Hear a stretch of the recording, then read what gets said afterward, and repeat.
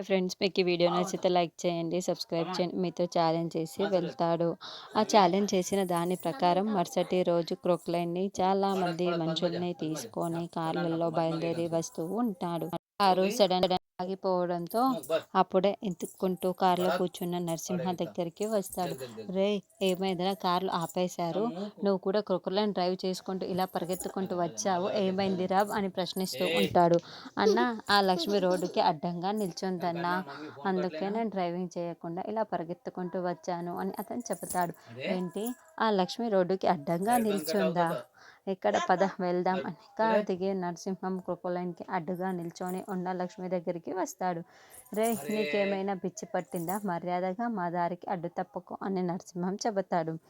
నువ్వు ఇక్కడ నుండి కదలాలి అంటే నా మీది నుంచే నువ్వు వెళ్ళాలి.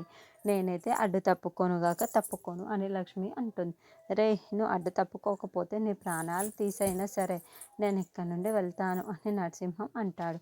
ఏంటి, నా ప్రాణాలు తీస్తావా? తీయు అయితే చూద్దాము అని లక్ష్మి అంటుంది. రే, పోనివ్వండి, దాన్ని మీ నుంచే వెహికల్స్ పోనివ్వండి అని నరసింహం అంటుంటే ఎవరు ఆదాయం చేయలేకపోతారు. మీరెవరు ఆధారం చేయకపోతే నేనే దాని మీద బండి ఎక్కించేస్తాను అని కుక్నల్దారకు డ్రైవింగ్ చేస్తూ లక్ష్మి మీదకి బండి రావడానికి ప్రయత్నిస్తూ ఉంటాడు. లక్ష్మి మాత్రం అంగుళం కూడా కదలకుండా రోడ్డుకి అలాగే ఆ వెహికల్కి అడ్డుగా నిల్చొని ఉంటుంది.